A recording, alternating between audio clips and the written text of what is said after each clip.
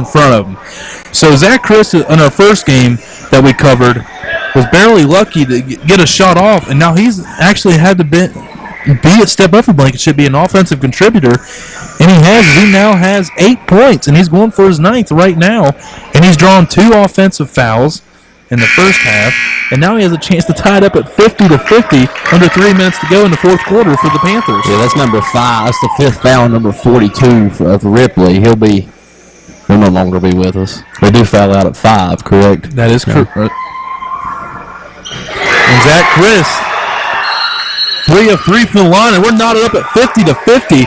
Ripley is sending in number 3, Casey Smith, and this is his first action of the night. As Ripley, it's a known fact, they're not the deepest of squads as Cody Miller heads to the locker room for Ripley, followed by a couple assistants. And with 2:50 left, you just think you're not going to see him again. And out of the 6-man rotation of Ripley, they're now down to 4, and their point guard, Derek Mullins, has 4. Chase Fisher with 3 fouls. Yep. And Kate Harrison, Cody Miller, well, he's out. And Nate Donahue, their other 6-man, he's got 3 fouls. So they have 3 other guys in foul trouble. They could be down. They only have one of their 6-man rotation that's not in any foul trouble or injury problems right now. Yeah, I mean, that's something, Tony. With the 6-man rotation, they're going to face all year long. I mean, you can only play 6 people so long without, running into this type of situation. Good has happened in their 3rd game. Let's see how they deal with it. Here comes Cody Miller back. He's still limping around a little gingerly. Let's see if Coach Craig Harmon will put him in the game. And he will. He's going right to the scores table. He didn't come out of the plea in his case, ain't he? Yeah, he immediately just went to and said, all right, Coach, come on. Yeah, he was in that locker room for a total of about 5 seconds. Hopefully they didn't sneak him a cortisone shot. That was a joke, folks. We do not promote that here at WVSportsnet.com. Definitely a big no-no.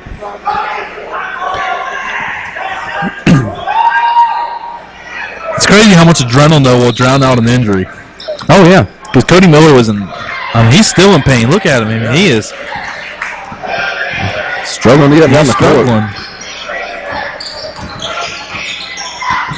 As now the ball goes out of bounds back to Lincoln County through the fingertips of Derek Mullins. And Billy Queen's going to take it out here for Lincoln County. Knotted back up at 50-50, and Lincoln County's going to get a chance to get their first lead since the 3rd quarter. Let's get it, with 2 or 3 minutes left, let's be in contention for the ball game. And everybody on the other sideline where the Lincoln County fans are, everyone seems to be very tense. They're on the edge. I mean, every time that official comes to the scorer's table or their guys go to the free throw line, they're being pretty active over there tonight. If we had a microphone over there right now, I bet that 95% of the people over there would just be dying to hear what's going on. The people around the scorer's table looking at them like, what did he say? What was that? They're excited. This is a big game. Yes, it is. The official giving Plumlee something on the sideline. I don't know really what happened right there, Tony, but a weird series of events is the Lincoln County getting the ball back. And they break the press nicely to Alex Elkins. Goes down to Hash. Oh, they're going to get him with the push-off. He hit the shot, but no good. That's his 3rd. Team's 8th. Plumlee pleading his case. He was screaming at the official. He was right at the other end of the floor. He's going to let this guy have some of it too now as he passes him.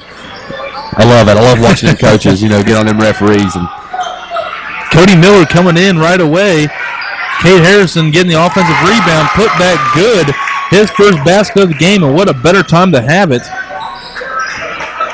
Got to step up off the bench. We talked about that rotation. 52-50, 2 minutes to go. Lincoln County down by 2. We're getting it down low to Chris. Finger rolling it. Look at elegance and touch. Zach Chris. The big smooth right there, ladies and gentlemen. Oh, man. 11 points now on the night for Zach Chris. With a spot start of Cody Blankenship. And 52-52, it's knotted back up as Derek Mullins for Ripley dribbling around the perimeter looking for Chase Fisher. There he is for the three-pointer. And there he finally breaks it loose. It's his first three-pointer made since the very first one he took early in the first quarter. And they're going to have to break the ball quick. They get it across there just before the 10-second call. 55-52. Ripley by 3. Stephen Hash trying to get it down low to Chris. And Stephen Hash finishing it strong to the hole. 54-55. Lincoln County down by 1. 1:10 and remaining. Chase Fisher going to go to the line, but go to the hole, excuse me, but their timeout called before. And Ripley's going to take a timeout. 1:09 remaining. And anybody on the Lincoln County side over there probably doesn't have many fingernails left, so it's been a close one. Down by 1 with 1:09 remaining in the fourth quarter. John, what do you think? What's going on right now through the Lincoln County huddle?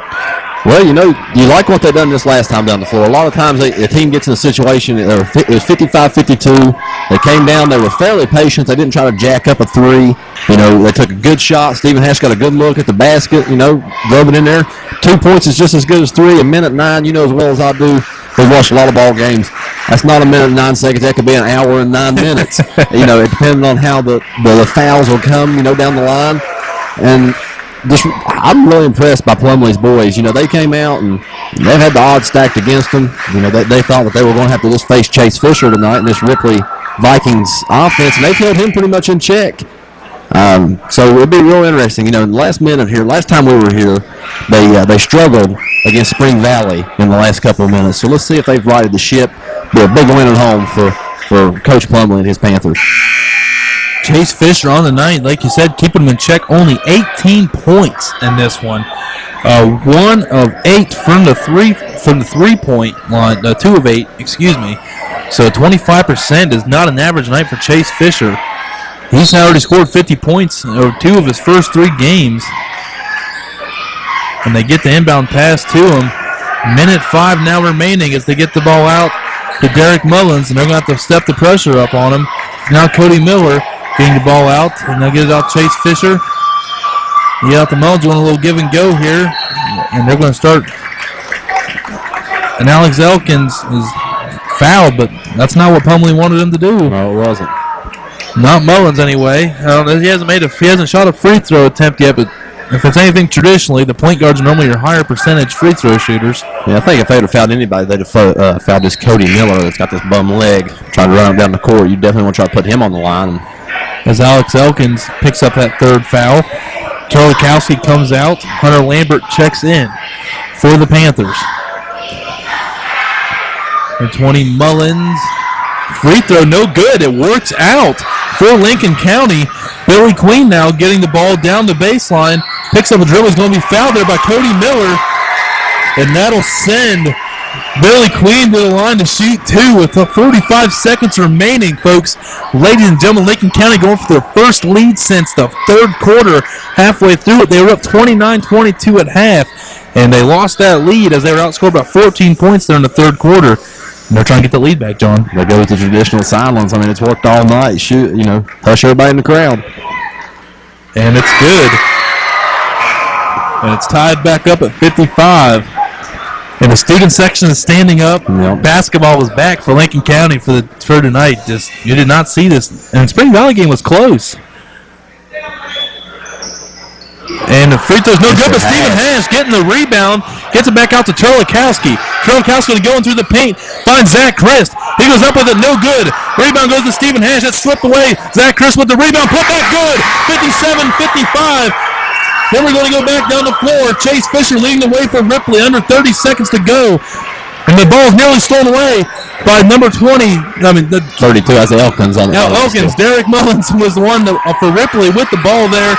Now Chase Fisher, 15 seconds, looking for something to go. Baseline jumper, shot up, no good. Chris with the rebound.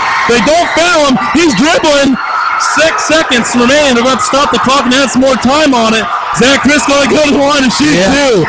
Oh, my goodness. Wow. Lincoln County, ladies and gentlemen, pending on these free throws, is trying to accomplish what no one thought was possible, and probably the entire state of West Virginia. Take down Ripley Vikings, led by Chase Fisher, without Cody Blankenship, their senior captain, 6'4" big man underneath. Well, he's got to hit. At least one of these, Tony. He's got 2 and 2. But if he can hit 2 here and put it a 4-point game, that'll do it. Yeah, that will do it. Well, down on this defensive possession for Lincoln County, they've done exactly what, the textbook will be. They put about 3 hands in Mr. Fisher's face, made him fade away from the basket. Tough angle. He was fairly behind the rim. Rebound came out. Lincoln County possession. Mr. Christ. And Zach Fisher,